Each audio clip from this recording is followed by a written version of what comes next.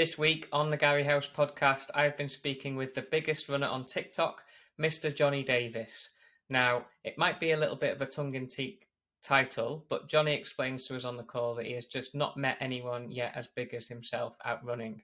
That's not too much of a surprise because he stands at over 6'4", and when he started out running, weighed just over 110 kilos. So I'm excited to kind of share with you the conversation with Jonny.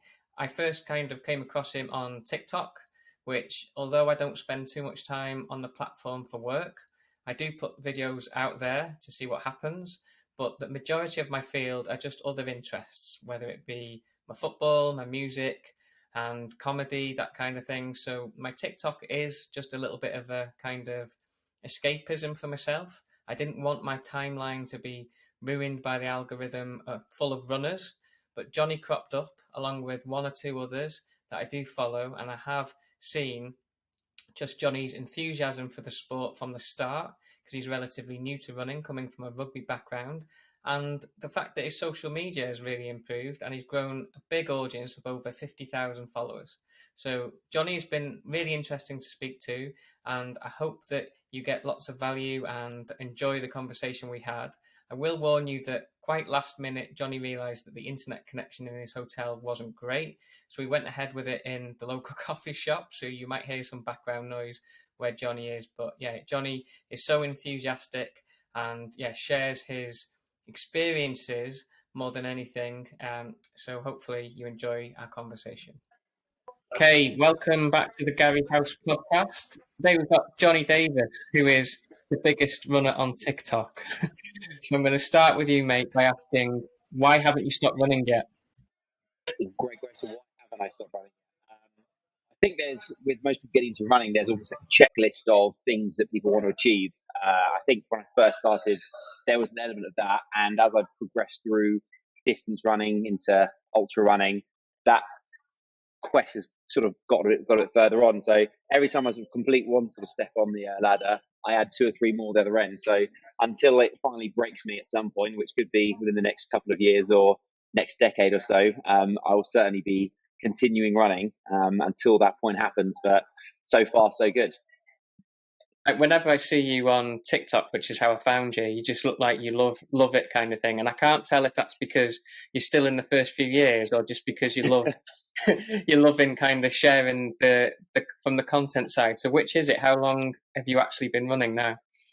I think now it's marked about 3 years, because I just noticed today Strava popped up with 3 years ago you did this run, and I remember that being the first time I ran more than 10 kilometers, I think, in my life.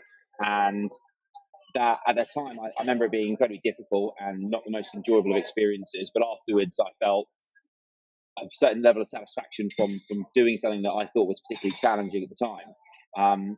And from there, so I guess you say 3 years, that's still within the honeymoon period where, it's still, it's certainly enjoying it. But I think when I started on TikTok, which was about this time last year, sharing more experiences, that certainly helped drive me forward or maintain a certain enthusiasm for it. Sharing with other people, allowing to connect with other runners, help other people. And not just that, but also meet people through TikTok who in a similar position that I am, or maybe just starting out. And that's kind of given me a very fresh perspective on running, from a sport that I was very late to the game too. I've played rugby pretty much all my life. There's much as there is elements of running involved with rugby, that wasn't the part I enjoyed. I much more enjoyed the physical side to it. However, I think through years of injuries, the physicality of it sort of breaking you down, it took its sort of toll. And as I started getting to running, even though I certainly wouldn't say I was built for distance running, comparing myself to other people at the start line of races, it's something that I've used to keep accountable for my own training. And I just find it's one of those communities around it that's very understanding. Many other sports have, wouldn't say hostile, but certainly not as welcoming to people sort of getting involved and taking part. Whereas running is one of those sports that I don't think anyone's naturally good at running. Everyone's got to work at it to improve. People aren't just rocking up to their first marathon running, 2:30. So it's something that I think it humbles everyone who gets into it. I think, like you say, it doesn't really matter when you come into running. Hopefully, I think it's quite a good community because obviously there's always bad eggs in everywhere, For but sure. the main thing is most people have been where you're at. Like I've been a coach for over 10 years, but I still had the first few experiences of like running down the canal where I lived and having to sit on a bench within a minute kind of thing. So Yeah, as long as people can remember that, then they can at least show empathy and all that kind of stuff. And for sure. whereas like rugby, football, like I was big into football for years. That's what that was Mhm. my sport.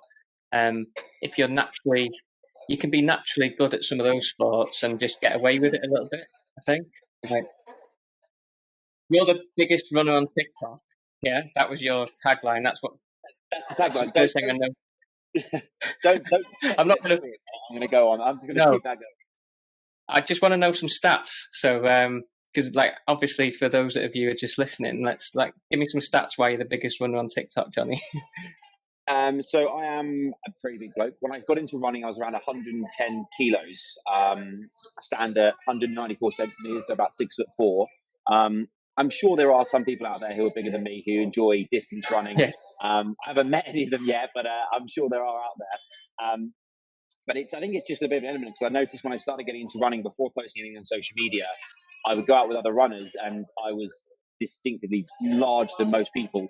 Um, yeah, and I've never really been conscious about that. It's one of those things that, you are your size. I've obviously dropped weight since getting into running down to around 100 kilos now, which isn't typical distance runner size. And I do get people sort of at the start line of, marathons or ultra marathons being like, are you okay? Are you lost or that sort of stuff? And it's always been in good kind of heart. I was I did Paris half marathon a few weeks ago, and I was just passing the 20-kilometer mark. This guy who's been running me the whole way was just like, "What are you doing here, mate?" And I was like, "I enjoy this sort of stuff." And he's like, "How are you holding this pace?" And I was like, "I've been training pretty hard to do this. I'm not. This is not just quality. turning up here. This is not a fun run for me." So no, it was a great experience that way, and I do. I guess there's an element of people assume about your size and stature when you go into sort of running, or maybe not that quick, whatever it is. And again, I've never wanted to compare my paces to anyone else's paces. It's always been a process of improving my own times when it comes to races. Um, and that's it, really. I'm not going to sit there and compare myself to some friends of mine who are sort of significantly lighter or smaller than me, who are naturally the more appropriate size to be competitive at those things. I'm 30 years old. I'm not trying to set any world records here. I'm just doing it for my own self-preservation, so we say. So I've never been too caught up in that. And the main thing a lot of people always said was, being that size, you never had any injury issues. I've had every injury under the sun playing rugby. I had knee surgeries. I've Yeah, broken multiple bones in my body. I have never in 3 years of running at a decent amount had any slight injury at all. Not one whatsoever. If anything, through running, I've actually, improved so much about the issues I had of injuries. I've had issues with my ankles, my knees from rugby, and they were sort of lasting injuries that I felt doing other sort of exercise. Through running, they don't bother me anymore. These things, it's almost like they've, um, you know, programmed them correctly. Working with coaches who, understand being a larger bloke is going to have certain impacts. Focusing on good technique, making sure my cadence is correct, making sure how I'm landing is correct, all my biomechanics are correct. As a result of that, I've noticed that actually the issues I had, so the knee pains, ankle pains, have all gone over the last couple of years. And yeah. touch wood, being injury free. I've never, I've never, even going through very hard training blocks of marathons or ultras, I've always come out the other side feeling pretty good. What position did you use to play rugby? And do you still play a bit of rugby, or is that kind of dropped off now? It dropped off in about last season, last year, calendar year was my last season. And I played quite a few different clubs around the UK. I played in Europe as well, and I was always a back row. I was always quite naturally fast and good off the mark. And so I think from that I had a good understanding of speed mechanics, things that needed to your acceleration, deceleration. I understood that those sort of mechanics quite well. So when I got into running, I understood that it's very important things like your foot placement, things like body positions, how you're driving yourself through all these things. I had a relatively good understanding before I got into it. So even though I was new to distance running, and the ideas of anything above Yeah, 100 meters kind of scared me, I understood the importance of making sure doing things the right way to prevent injury. Because again, it was the amount of training we were doing for rugby it was one of those things that if you didn't do it bang on right, you're running the risk there. And the last thing anyone wants to be is injured, right? Yeah, what I'd say, you're like you're like a guy that's, I'd sum it up as you're fit to run rather than someone who's trying to run to get fit. So you've got that big Sure. background of like strength and mobility to a certain point and stuff like that. And then you're quite conscious of your body when you've started running. So you're not just Yeah. like running as far as you can every time. You've been quite kind of methodical about it. But then also, I imagine the more you run, and I think probably what's been happening like over the last few years, you'll probably realize that the more you run, the more it kind of sorts itself out, and you don't have to consciously think about all these different cues, just because Sure. you've practiced running quite a lot more now. Do you find that easier now? Absolutely. Oh, for sure, for sure. I mean, I remember at the start. I mean, there was always a slight element of guesswork when it came down to it. But I'm quite a curious individual when it comes to something I'm not very good at. I look, okay, what can I improve here, and do months and consistent YouTube searching all these different terms and understandings of things, and then applying them to my own way, and then eventually getting a coach who could actually cut out the guesswork when it came down to any of this stuff. It's made such a difference. I mean, don't get me wrong. At the start, I was, as much as I knew a lot about sprinting and rugby. There is obviously there is some carryover. There was a whole lot of stuff I didn't really understand, or even to the point of understanding intensities of runs. What Yeah, was an appropriate structure for a training week, how that looked, and only when I started getting my head around it, I started being able to structure a good running week. And then when I finally started working with a coach, he was looking at my own program, and he was like, "It's not that far off what I give you." So I thought, okay, that's quite good. It's just yeah, nice to have the accountability with a coach and that constant feedback. So I think the biggest issue with a lot of people is, and that's why I really love working with coaches, is having that constant feedback mechanism. My coach probably dislikes it a lot because I'm constantly asking him feedback. I'm in a constant communication with him, probably more than most people and their coaches, probably most people more than their partners even. There's times I voice note him during my run to let him know how I'm feeling.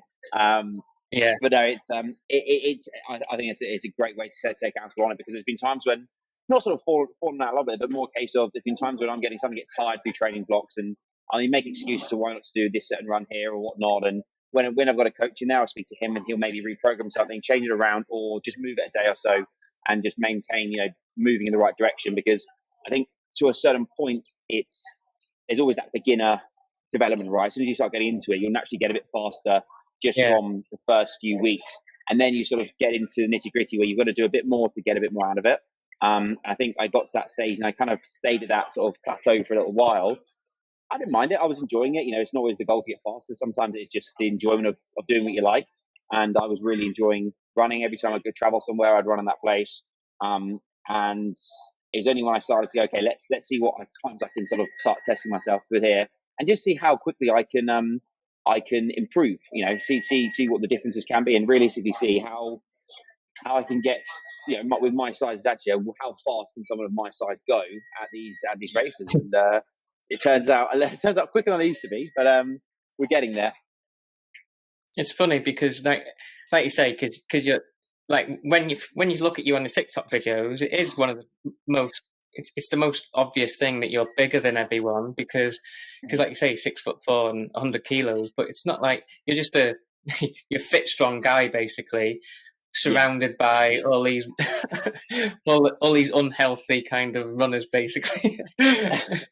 So it's funny because lots of runners will, like you say, you might get questioned. That's going to be one of my questions. Do you get questions about your knees, or because of your size, and oh, Johnny, what do you eat and stuff like this? Whereas like in a rugby perspective, it was like size matters, doesn't it, to a certain extent? But it's like the fitness involved for a runner, you have to be strong, and it's a benefit to be powerful in some of the especially in some of the races that you've been doing. So do you get sure. questions from runners questioning your size and stuff, or is it just, oh look, there's there's a bigger guy beating me again? No, it's more. I do definitely get a lot of questions asked about it, because there are so many runners out there that are unbelievable runners. They're fast, but they maybe neglect the strength side of things. Obviously, coming from a background of strength and from rugby, I was the other way around. I probably neglected the running for many years with my training. So it's nice when there's two sides meet. So some of the people I train with in London are elite level runners, and they are got some. They're insanely quick people. But they don't come. They dislike the strength side. For me, I love both running and strength training as much as each other, and that's probably why I do what I do. So it's less from negative; it's much more from a positive place, because chat to a lot of my friends who are really good runners, and their strength numbers are obviously running's their main thing, right? But they neglect it because they're so conscious of how maybe low their strength numbers are in comparison to the people.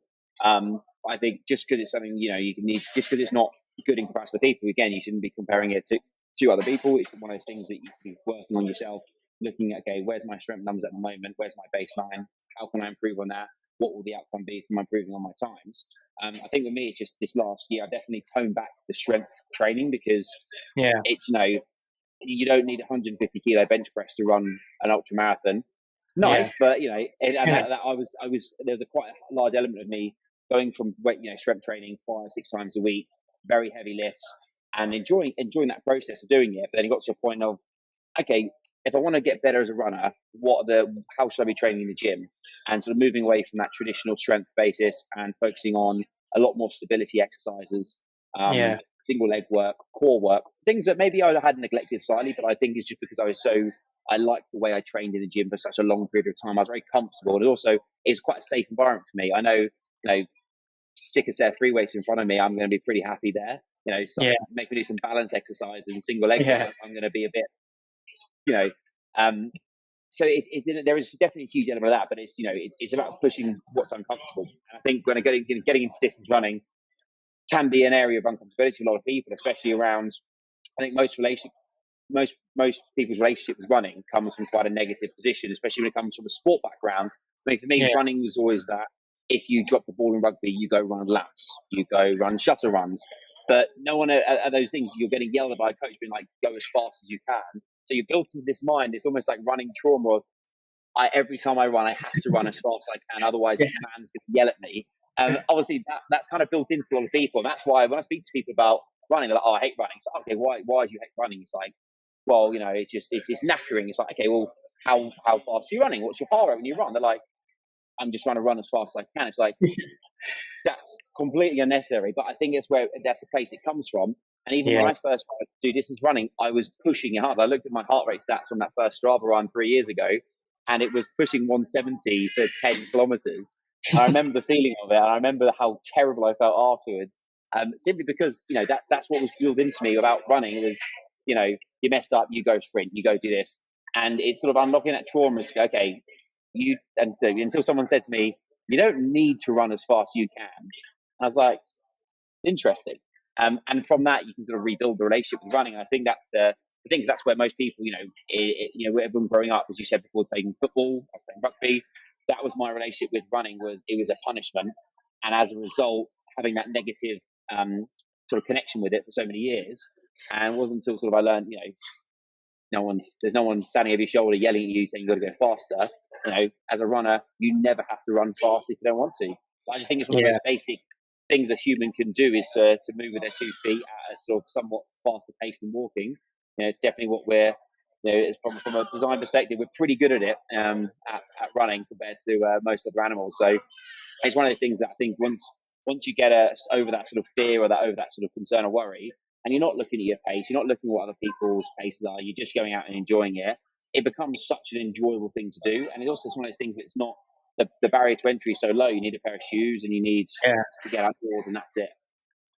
And I think especially, like, you're based in London, so obviously you do have restrictions, but if you weren't running and you weren't running around Battersea Park and stuff like that, you would be in a gym, or you'd be travelling on tubes and stuff like this. And I speak to like some of the people that I coach down in London, and they're always like really enthusiastic about going for their run, because it is like they get to escape for half an hour or an hour, even though it is in a big park or whatever. It's not like around where I am in North Wales, but it still is. It's, I think, more and more that's why people, if I speak to someone in a city, if they're running, they seem to enjoy running, whether they did at the start or not, but they enjoy running because, they might have found it, they might have come from spin classes or something else in the gym and something, and now they're just running for fun. There's so much more of that now.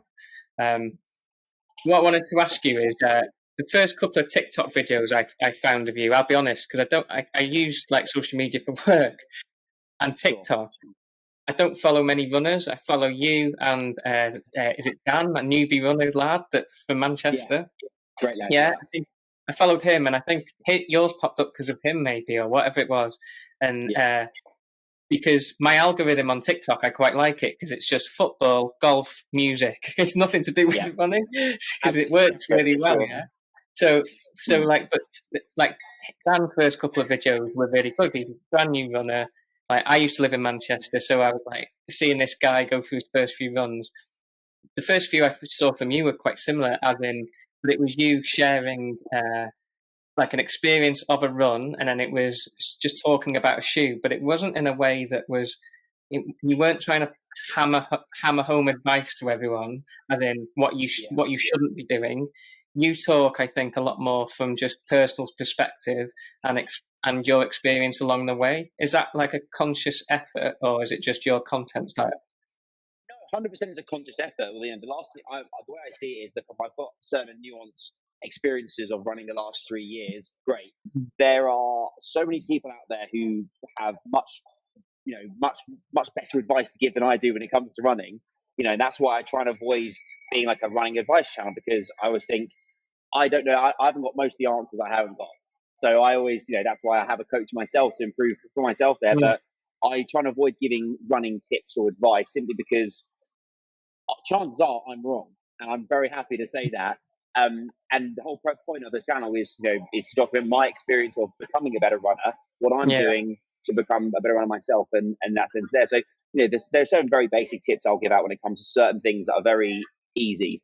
When it comes to more um, anything that requires a bit more depth, a bit more nuance to it, I'm definitely the right person to speak. That's why I don't share things like workouts. I'm not saying do this workout, do this workout. It's like yeah, I'm not a coach, and I'm very clear with my audience that listen, I'm not a running coach. That's why people ask for programs off me. I'm like, I'm good with self-programming, but I wouldn't want to be giving out programs to other people, let alone selling programs to other people, because I think there's so many great programs out there to follow that are so well thought through, well tested, and they're backed up by wealth of experience and knowledge. Whereas I don't think it's appropriate for me to give out advice for someone who's only been running a couple of years, who's still learning as I go, mm, and that's the one thing I'm very, very conscious of. And I think there's a lot of people who sort of jump on that bandwagon of going, they're starting to run, and they start giving out advice or selling programs or selling coaching around it.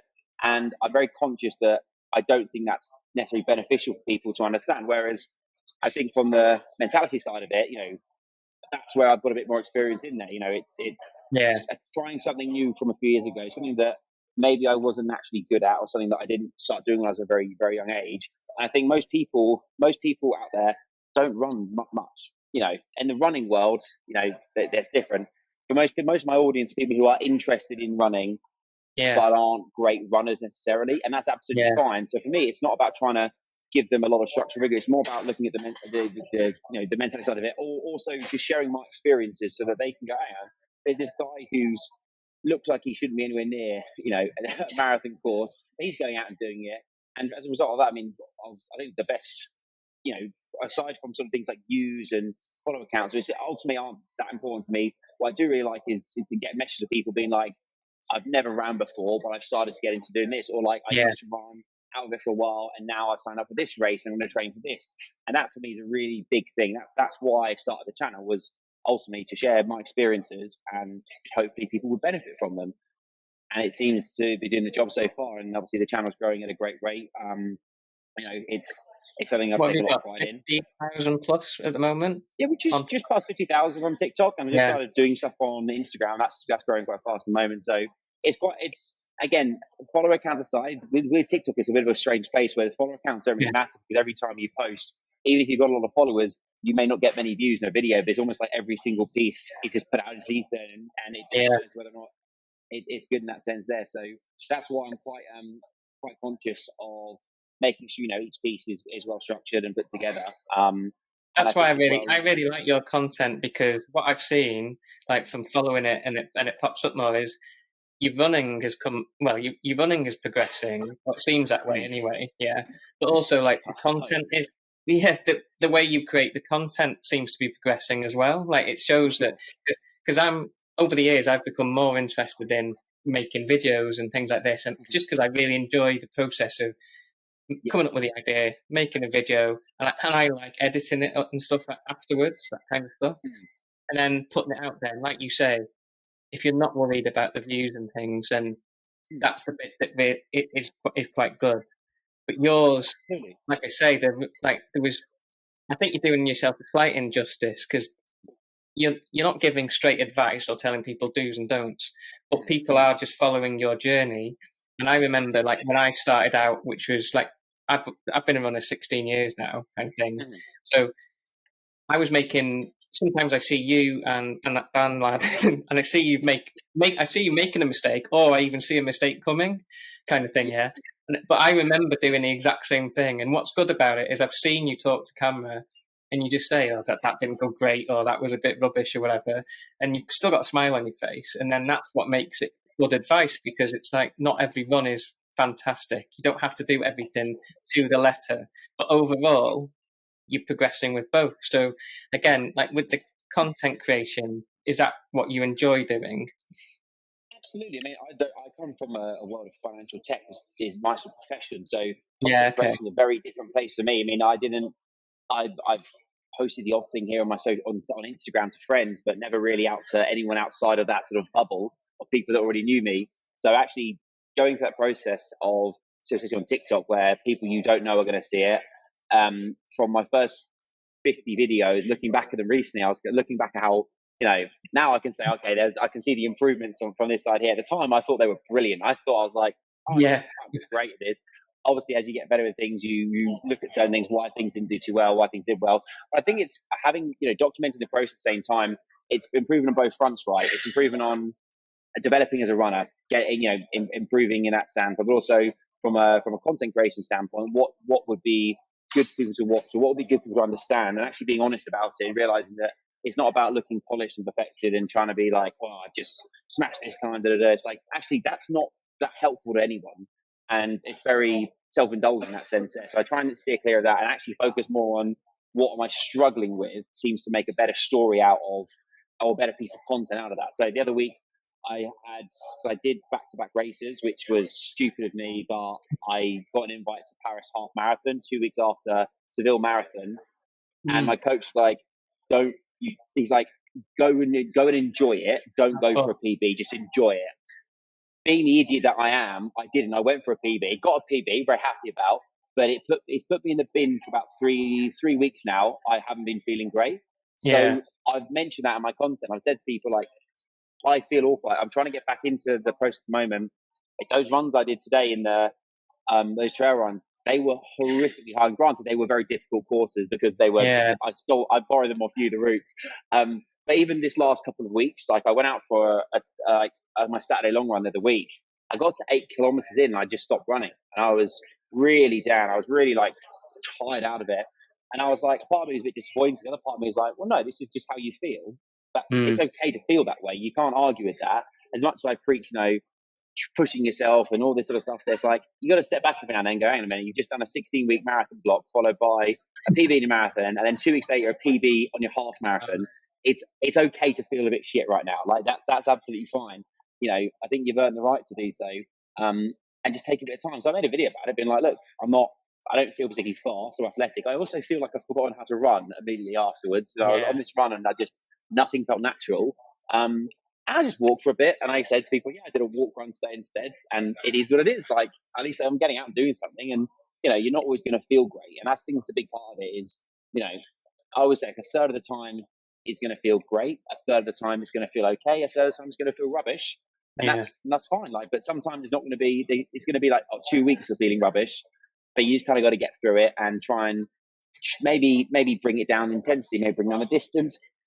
I always still preach doing something as long as you're not injured, but at the same time, understanding that after a little while, you've got to take some time off from certain things. Especially if you're spending the whole time pushing yourself, if you're actually going to try and set some PBs, go through difficult or challenging training blocks, it's gonna actually feel a bit bad afterwards. The highs of the race are over, and all of a sudden you feel a bit lazy and a bit tired.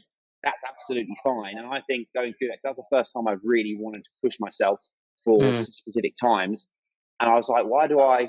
I was a bit worried, thinking, hang on a minute, like I'm this guy who talks all about running, makes all my content around running. Yeah, I'm not even running that much at the moment. It's like, hang on a minute, step back. You've just done all this stuff here, and just share that experience. And I think that's where people seeing, especially on social media, and that's why I love TikTok so much, because it's hard to be unauthentic. Because if you're unauthentic, people don't really care that much. Yeah. People like when you open up a bit. People like when you're honest with them, and that's how you create that relationship with your audience. And that's what I like to think I've created with my audience, and why people I'm able to connect with so many people on there. Whereas I think before, maybe a few years ago, things like Instagram, people are like only want to show the polished result, the next shot, whatever it is, and like they were afraid to put out the process behind it. Where I think actually on TikTok, the wonderful thing is encourage you to make a lot of content. You've kind of got to show the process. You've got to show the side that maybe you don't want to talk about too much, but that's what people care about when it comes to it, is kind of show the bits that suck. Don't show yourself at your best. I mean, even yesterday I was putting a video together from a trail ride I did that went horribly wrong, and I looked awful. My lid was all over the shop. I was not feeling it. And I remember putting the video together, being like, at the start of the video, I thought, I look pretty good here. This is fine. By the end of it, I'm like, I look awful here. I was like, put it in, it's going in the video. Like, you can't beat yourself up about these sort of things too much. So, and then definitely the main thing is, it's by being honest with your audience, you allow you to be honest with yourself. And that's a good thing to do sometimes. I think sometimes it's very easy to bullshit yourself a lot of the time. But when you've got an audience at hand that are asking you questions about things, you'd feel bad about bullshitting to them. So that's why it's quite nice to be able to have that ability to sort of be honest with them, and that in turn allows you to be honest with yourself about a few things. Plus, you answer a lot. I've seen you do just straight answers, whether it's a question for a comment on one of your videos and everything. Quite a lot of your videos, as in, like, you're not scared to put up just polished or put together stuff. You'll just answer straight questions, and then I think what that does is, especially because I've listened to a few of them, and it is, again, just based on your experience, or I'd even say, I'm not 100% sure, but this is what I do. So you cannot go wrong with doing what you're doing. And then also, like you say, you cannot be anyone but yourself doing it that way, because anyone can look back and look at the last 20 answers to your questions and think, these are just genuine answers. And sometimes it's quite hard, isn't it? You will get questions that you'll know you can't answer in a 10-second clip or whatever it is, sure. But you feel bad not answering them. Yeah, it's like 99% of my questions are either like, go and see a physio, or have a rest, or eat more food or something. It's that kind of basic stuff. But at the same time, what I like about your stuff is you don't go down the lines of giving someone, it doesn't have to be a specific kind of answer. It's just general advice and getting out there, really. There is, 100%. I mean, there's so much. There's one thing I've always noticed from people that I always ask the question of, why do I follow certain people on social media? What do I like about them? And I always find that people who are very honest with their audiences, or give their audience a ton of day to answer certain questions. And so being on that side of most of my adult life, being the person who's asked people on social media questions about things, now I'm in the other side of it. I can't see any way other than to answer those questions for people, especially if people don't know people are asking questions they don't know. I guess it's a very simple thing. Obviously, that's fine, but most questions require a lot more insight and depth. So even then, when I have people ask me really questions that require more questions on my side to really understand it, I generally just say to them, just drop me a message on Instagram and explain it a bit more around it, and I'll just send them a voice note. I do that for a while, but the problem is I'm getting a lot I'm checking most days. There's quite a few messages in there now, so I'll get through them a couple times a week and go through it that way. But I would just think, if someone's asking a genuine question, it means that if it's a question you can Google, it's kind of a bit like, it takes me 2 seconds to answer, that's fine. But when it's got an in-depth question, especially around an injury, that's a very delicate place. That the last thing I want to do is give someone the wrong bit of advice. Also, I'm not a physio, so the answer is, you may need to see a physio here, but this potentially could be the issue here. And like with most things, there is often a set answer, and it's generally, it could be this or it could be that. Yeah. But the best thing to do is to go see someone who can give you a bit more of a firm answer on that, rather than me, who's been doing this a couple of years. Do I have experience with injuries? Yeah, loads of them. Most of them from rugby, none from running. So when people talk about running injuries, shin splints, knee issues, runner's knee, I'm probably the worst person to ask because I've Yeah, never I had haven't these done it things. I've yet. never dealt with these things. I can talk about how not to throw up on ultra marathons. I'm pretty good at that. Or certain things to bring with you. Um, those sort of things I'm pretty good at. Or what's a decent what's your top 10 songs to listen to on a run? I've got you there. But when it comes to certain things that require that, if I get the wrong answer, have a bit of a consequence to that person, then yeah, I'm not gonna. It's so out of my purview that I'm not gonna sit here and act as if I've got all the answers to everything, because I certainly don't. I'm still trying to search most of the answers myself. Um, but I think it's again, it's honestly, and also it's not maybe a lot of people wanting certainty from their answers or certainty from their questions are probably looking for something else from me there. But unfortunately, as much as I like Yeah, to think I know a lot, there's so much that I don't know, and I think it's about. I think the big part is respecting those that do know. There's a lot of people like yourself, and you've been coaching for a long time. You know, there's probably more about running you've forgotten than I know. So, me trying to sit there and act as if I'm some sort of oracle around the sport of running. I know myself. I know what I'm doing, and I can share my experiences. And that's kind of where I draw the line in the sand.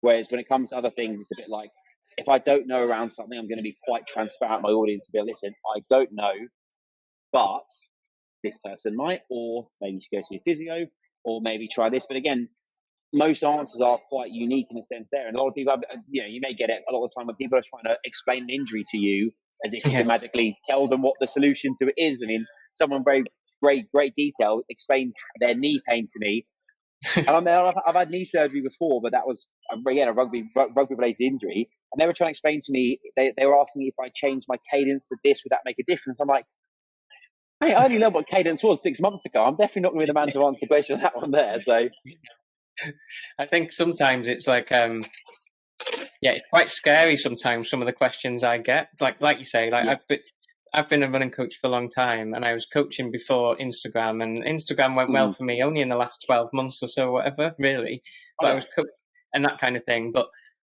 some of the questions I would get are almost like this, like you need to see a doctor. Not, I'm a running coach, yeah, or they'll ask me on yeah, like American politics or something. Like, yeah. sometimes you think people. I don't understand how people get to the point where they need to ask me that question, but it's like you Yeah. say, as long as you just, no one's asking me on brain surgery, like so, I'm okay. In running world, I'm okay. Yeah. Absolutely. When No, it I think comes to your, go on. sorry. No, you go on, crack on. When it comes to your content creation and stuff, like, are you surprised about how well it's gone, and where do you want to kind of take it, or is it still just doing it because you enjoy it? But now, like, I see you working with brands and things like this, which must be It's, great. But where do you want to take it? it's a great question, and to be fair, when I started out, I didn't have an intention with the account on what I wanted to do. I just kind of wanted to share a bit about it. And ultimately, what I wanted to do was to connect with more people that were in that world of running, because I Mm, didn't know that many runners. I know a lot of people who play rugby. I know a lot of people in financial tech world. Running world was a completely new area to me. So for me, it was, in lieu of joining a running club, I'd much rather like, okay, how can I meet people around the world to do this? And that was ultimately my goal, was how can I connect with people who are doing this, who enjoy this, who are, have that same sort of idea. And that was kind of initially the start of it. I didn't necessarily expect it to go as well as it's done. And as a result of it, as it's getting better, I've gone, okay, maybe I said this a bit more seriously. Now to the point that, yeah, I'm working with a few different brands now. I've just signed with Lululemon as a running ambassador for the UK, which is great. They're very supportive of free any undies for events I want life. to do. Oh, absolutely. Oh, everything's in there. So my entire wardrobe's changed the last few weeks. Yeah, However, it's also a case of it's nice to be obviously recognised by a brand like that. They're like, hey, we'd like to work with you. They approached me, and the whole thing, I was like, I didn't know how to. When they approached me about it, I was just very suspicious. Like, what do you want? Like, what's. And so it was different because it's again different world for me here. So and that's really nice to be able to do, and it obviously allows me the time and they give me the resources to go and do what I want to do, and where they can obviously and make content around it, which is great. And as it sort of grows from there, so I'm now taking it a bit more seriously than I was a few months ago. I think from Christmas to yeah, now is when I've started realizing, going, hang on a minute, like we're getting quite a few. I think per month it's a couple of million views on the videos. And if you had told me that a year ago, I wouldn't have believed you. But it's quite yeah, like it's nice, document the and it's become a lot easier, because at the start it took me so long to film this. I didn't know what angles to shoot from it, all this sort of stuff. And you learn as you go. It's one of those things that it's going to be bad. Maybe, and then even in 6 months' time, I look back on the videos from now and I'll probably go, oh, I could have done this a little better this way. So it's great to be able to work with brands in that sense there. More importantly, it's doing what I like to do, and that's connecting with people. So I've been able to travel a lot this last year to meet people in other countries, run with people that I was connected with through social media. And that's definitely the biggest thing for me, is actually who you meet along the way, and the friends you make as you're doing it. And I've certainly made a whole host of new friends and connections this last year through running and doing it via social media, which is wonderful. Even when I was out in Seville at the starting pen, random people come up to me being like, "Hey, how you doing?" I'm like, "Where are you from?" They're like, "Oh, I'm from Belgium," or I'm from Italy." I'm like, "You what?" And they're like, "Yeah, watch that." I was like, this is quite a strange thing from someone, because again, I'm quite a private individual, a lot of stuff I don't really share. It's new to me to be sharing all this sort of stuff going on there. And they're like, they know like my running times, they know my training, all this stuff. I'm like, this is actually insane. But it's lovely, and I think I think I've put a lot of effort in making sure it's quite a positive space, my channel, so that the interactions I've had with people have been nothing but positive. Of course, every one you get the odd idiot here and there, but I have a pretty strict block policy if someone's a bit of a more around it. So again, I think that's definitely helped with my self-preservation around social. A lot of people talk about the negative social media people, trying to just throw their opinion down your face, especially on your own page. And anytime someone does that, I haven't got time to I'm too busy running or sleeping to worry about arguments there. So they get sent out the channel straight away. But no, it's a great it's still very new to me, I'll be honest, and I'm enjoying it nonetheless. And yeah, it's great to be able to work with some really cool brands, but still get to do what I want to do with it. I'm definitely not taking any sort of direction or orders from anyone. That's why I said to any brand I work with, is I kind of get to still do what I do, but I'm not here to become a walking advert for anyone. We can work together in a collaborative sense. That's what, again, your content suits really well. If I was a brand, I'd be looking at people like you, because you don't need to change anything you're doing. It's just you're making the vlog style videos, say. But if it's in Lululemon gear, then that is a good representation for the brand, isn't it? It works both ways, really. With the races that you've done, which races have you kind of been? Have you done the typical path of 10K, half marathon, marathon? And I know you're going to step into ultra now. But was that always the plan, or have you? Well, you tell me. All the way around. My first race was a marathon. My first actual formal race was the Madrid Marathon last year, and then my second was a 100K ultra. Oh, brilliant! Yeah. So I did it the complete opposite. I ran a marathon in my first year running. Second year properly running, I ran a marathon just for a laugh with a friend of mine. We're in Dubai. We were saying we're supposed to run this half marathon event. It got cancelled. We said, why don't we just run a whole marathon and do it on our own? And we made our own little course. It was like half in the desert, half in the town bit, and we just ran this 10K track four times with a bit of change. And I remember that being horrible. It was like 30 degrees. I didn't even know what I was doing, but I just wanted to kind of do it and see what it was like. And I liked it. I had fun. And also, afterwards, I felt okay. My legs didn't fall off. It was fun. It was a good bonding experience with me and my friend. Neither of us done it before. And then after that, the following year, I actually entered the Madrid Marathon. And I wanted to just try and do an actual event. So I didn't know how running events works and like how it worked with getting a bib number. All this is new to me. So I wanted to go through that process, and obviously being able to travel to other countries to do it is always quite a cool experience. I actually used to live in Madrid for a while as well, so it's nice to be able to go back to that city and do it there. So that was fun. And then as soon as I did that, I was like, okay, well, let's think of what's periodically. A lot of people may say, okay, well, why don't you work on the marathon time and get that down? I was kind of like, okay, what I liked about it was I enjoyed the training around it. I don't think I enjoyed doing the marathon because it was such a horrible, difficult distance, but you're also going at quite high intensity. Whereas I thought, okay, why don't we try a distance that's a bit further, where you're not going all out the entire time. You can pace it nicer. You can actually enjoy the experience. So I thought 100 kilometers sounded more fun. So I did the Thames Path ultra marathon last September, which I found to be one of the most enjoyable experiences of my life. I had such a great time out there. I was just so shocked at how okay I felt after these different distances. And it was also just I got to eat so much that day. I really enjoyed that. So it Yeah. was a great experience to just get it down. I met some really cool people. And yeah, finished in a decent time as well, much faster than I thought I was even going to get it done in. So that was a real nice. And also, so many friends could come on the day and do all that sort of stuff. Yeah. And it was just a real nice experience. And kind of a bit of it in my head. I was like, okay, 100k is like a bit of a distance that I wanted to just tick off. Um, and again, woke up the next day, my legs hadn't fallen off. I went to the gym, did a bit of bike work, I was okay. And it was again, I enjoyed doing it to show people, say, hey, just because you don't fit the stereotypical type of build of a person who does that sort of stuff, you can still go out and do it and enjoy it. And I even the last couple of kilometers, as I started overtaking people, I was like, okay, we've got this here. Like people who are half my size, I was like, that feels pretty good. This Yeah. is nice. So it definitely a great experience, and that's why I'm a bit, you should never be intimidated by these things.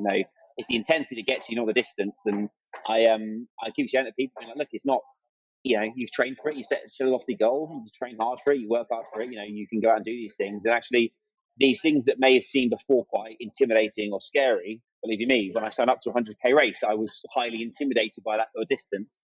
But then you go through the process, you do it, you realize actually it's not as bad, and most of the worry and concerns in your own head. And then once you pass that, it's not things don't seem too difficult after that. So that's why the next race I've got is in America in May. It's an 80-kilometer race. So in my head, I'm always like, I've ran further than that anyway. So decent Yeah. bag. And it's with a cool group of people that I know through TikTok. They invited me out there. A few of them are sort of grouped together for it. So it's quite Nice. a nice way to do it in that. Is it on the hills? It's not too bad. It's rolling trail. I think it's rolling trail. It's about 4,000 foot over the course of 50 miles. Yeah. So not Yeah. too bad. I checked the course out, and there's no real stunking climbs. It's quite nice and rolling, which definitely suits me. I mean, I was doing my best in some of those runs at some of those hills today, and even like I said to myself, if you can see the top, run. If you can't see the top, power hike it through. Oh, hi. Yeah. Some of the heights of these things were just, it was a humbling experience. So, and that was, I think I only did 5 kilometers in some of those trails today. So, thankfully, that it's not too severe. And it's a good grip. And also, where it's when you've got the whole day to do something like that, and just enjoy it. Like, I think with the ultras, unless you're top of your game, trying to compete with people, in place, it's a great challenge to do, and it's a great way to something great to train for. And it's also, it lifts a lot of the limiting beliefs you have around running. Someone like me who I'd never ran more than 10k 3 years ago is now running 100k's for fun. We're completely within the realm of possibility to go and do that sort of stuff. And that's the whole point behind it. Is like, I'm not out here trying to set any world records or anything. I'm not out here trying to, David Goggins people into getting into running and yell at them down the camera. It's more a case of, if you just put your mind to it and you create a positive routine around this sort of stuff, it's not actually that hard, as long as you've got the time and the effort. Obviously, I get it, time and effort, those big things a lot of people maybe don't have as much on, especially with work and those sort of things there, and it's maybe a bit easier for me to do these days than other people. But even with, I'm sure as a coach you've understood, people who lead busy lives trying to find the time to run or make the time to run, once you get into some sort of routine, things progress pretty fast once you're into a good routine, right? Yeah, definitely. I think that's it. Like, you're proof really that you don't have to hammer it every single day. You've got a couple of runs in a week, couple of gym sessions in a week. You enjoy it. You seem to enjoy the training. Yes, you work hard for like blocks of the training, and that's why I imagine it's been quite a success. But it's interesting because you've had quite a rise in both running and the social media kind of thing in a short space of time, and it just shows that you can, because although like you're saying you've a little bit fear of the distance and things like that, it just shows what people are capable of, really. And again, you've come from a sporting background, so maybe an advantage there, probably an advantage from being on rugby social in terms of getting food down you, I imagine, and whatever else. You can handle the carbs per hour. That's probably a good advantage. Absolutely. But like, when it's so now you're at a point and you've got the 80k in America, what is you kind of, have you got any dream races that you would like to do or places that you want to visit? Because I had a quick look and you've already ran in some great places. what would you ideally want to happen in the next couple of years with the running kind of thing? Oh, for sure. Well, this is one thing I realized in Seville is I'm definitely not built for warm conditions to run in. One of the downsides of being a big lad is obviously your ability to cool yourself is a lot worse the bigger you are. So I was in Sweden in January and did some runs when I was out there, and I really enjoyed it. There's minus 15. I really enjoyed it. It was great. I felt nice and cool the whole way around. Felt fast. So I was thinking, where are some really cold races? So there's some races in the Arctic Circle that I like the look of. I think they actually are quite advantageous if you're a bigger person. Um, Yeah. I'm not too sure about. I know there's a lot of people have bucket lists of very difficult races, things like Marathon des Sables, whatnot. I understand heat plays such a big role in that and your body's ability to cool down. And I've never been good in heat. Even from playing rugby in hot places, even when I go for Yeah. training runs when I'm away somewhere, I really don't cope well in the heat. And that's one of those things I kind of have to accept that unless I wanted to really drop some size down and improve my ability to cool myself, I'm probably not going to progress on there. But there's some dream races. I think the majors look pretty cool to me. Yeah. Especially, I think Tokyo really takes my fancy. I've got Chicago coming up later this year, looks fun. But my thing for me, it's actually a series of challenges I want to start doing. So I've got I haven't announced it yet, but there's a really cool an ultra I basically built for myself in London that basically nice. is running every single tube line back to back, which accumulates about 500 kilometers of distance. Nice. That I checked, and as far as I can see, no one's done it before. No one's ran it. Yeah. People have hiked it before, but no one's actually ran that before, like line after line after line. And then for me, would be building up to next year doing John O'Groats to Land's End in late next year. So they're sort of things for me that I want to work towards, and I'm really working on building the London project for this year. But I think those are for me really special things to do. They're You're going to milestones. see some amazing countries, and you've said the tube line in London and run the length of it. Yeah. No, so they're definitely on the list for me to go into there. And I think as well, I like to have big, lofty sort of goals in the future, because all that does is those things. Don't get me wrong. Both of those things terrify me, like absolutely terrify me. Yeah. But I know by addressing that fear, that worry, and training towards it, it's gonna make these bigger things seem not so possible. Like one of my friends, he starts his run across America on Sunday. He's doing it in 60 days, and he did John O'Groats Land's End a few years ago. And he said what a turning point that was for him, because he'd done a few ultras, and he said that was the real turning point, day after day. And as soon as he said that, I was like, hey, that really sort of caught something about me. It's also something that it's not you don't face it alone, even though you're running it alone. You need a support crew around you. You need people around you. I was thinking that's quite cool. My dad's retired now, and he's quite bored. Like, he would love to drive a camper van up and down the country. Drive a camper, yeah. Absolutely, and I've got enough friends who would love to get involved in certain sections of it.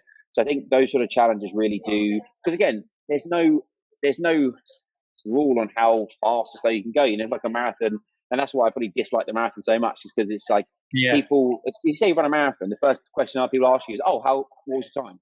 What time? Yeah. What time? What did you get? What time did you get?" And so like, it kind of defeats the point about it. That's why I like when people run maybe the majors. They go out and do. A friend of mine was out in Tokyo recently to do the major. He runs a pretty fast marathon. He did it in like 4:30 because he wanted to enjoy the day and wanted to go out and make the most of it. And I think that's great. I think that's the right attitude for certain events. I mean, obviously, if you're going for a specific time, you're training for a time to hit a target, then absolutely, it's a different mindset, it's a different mentality. But I think not everything has to be about how quickly you do it in. Sometimes it's you got to enjoy the process of doing it. And I think that's same with ultra running. Is I'm doing it because I'm doing this next ultra with a group of people that I get on really well with, and I want to enjoy the day doing it with them. And we all know each other through sharing our running stuff on TikTok. That for me is worth so much more than beating a couple of random Americans I have no idea who they are by 20 minutes. Like that for me doesn't really do much for me. But going out there with a group of people, making a weekend of it, having a great time, that for me really does make a difference about it. There's a race in Sweden that you should look up, Ultravasan, I think it's called, Ultravasan. 90k on nice rolling trail. You might like that one. Yeah, nice. It's flattish. I think it's not. I mean, it's not freezing cold, but it's maybe spring or whatever. Yeah. Beautiful, beautiful place, Sweden. I was going to say I was so impressed with how nice it is. Yeah, and then there's Beyond the Ultimate that I do some work for. You can check out their races. They do races out there as well, like Lapland Ultra and stuff like that. Ooh, So that'll be, that's like a 5-day stage race, and it's not it's not super competitive. It's just, again, you just go to experience. You literally run in the tracks of the snowplows and stuff like that kind of thing. So it's like minus 10 to minus 20 probably out there. Yeah, that is pretty cool. I think stage race. I'd love to see you 6'4", fully kitted up with chasing the huskies down. All going that way. I mean, that sounds a lot more enjoyable than doing it through the desert. I must admit. I think as long as the temperature's good, I don't mind too much. As long as it's flat and it's quite cold, I think I'm fine. So that's why I think John O'Groats Land's takes my fancy, because it doesn't get too warm in this country, and most of the route is relatively flat. Yeah. I mean, once you get, depending on where you go, like which route you choose, Scotland's a bit lumpy, but again, it's not. It's like you say, if you're taking your time, you can break it up really well. Yeah, for sure. And you just put together how long that could, because feasibly, I don't want to spend, a massive chunk of my time traveling across the country, but at the same time, you want to get it done in. Because I know some people who set out doing that and they've had to pull out because they've set themselves too fast a pace or too much volume in a short space of time. Yeah. I know people who've done that who didn't even make it out of Scotland. So it's very much a case of like you've got to be prepared for that. And again, it's day after day. It's one of those things that you can't have a bad day and go, you know what, I'm gonna have a day off here. It's kind of like you set yourself a goal of doing it again and again. So it's just about finding a way that you can that you're pushing yourself, but at the same time you're not gonna your legs aren't gonna fall off from doing so.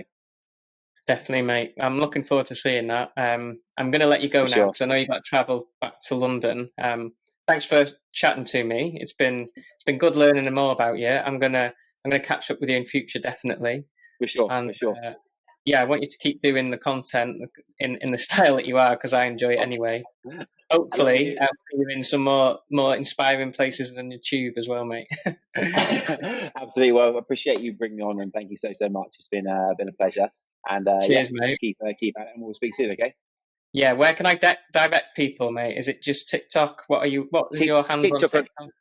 TikTok is JD Runs Far on TikTok, and on Instagram is Jonny R Davies, which I may soon change over to JD Runs Far. We'll keep it on brand here, but JD Runs Far on TikTok and Jonny R Davies on Instagram. Good. Perfect, mate. Perfect. Thanks again. Super. Thanks, mate. Take care, Gary. Take care, mate. Bye bye.